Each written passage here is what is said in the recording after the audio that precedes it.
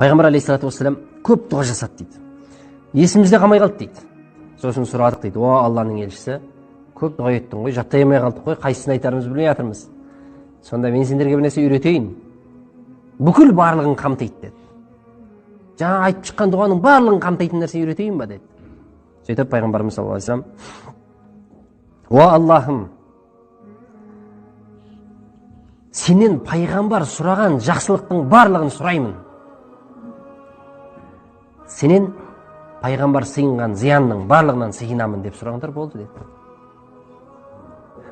Қандай бір пайда болатын болса, сізбен бізге пайғамбар айтып кетті ғой, бәрін пайғамбар біледі ғой. Ол сұрап шықты барлық жақсылық атауын бәрін. Пайғамбар сенен нендей жақсылық сұраған болса, соның бәрін сұрайын. Пайғамбар сенен қандай зиян нәрселерден сыйынған болса, мен де солардан сыйынамын. Аллаху акбар.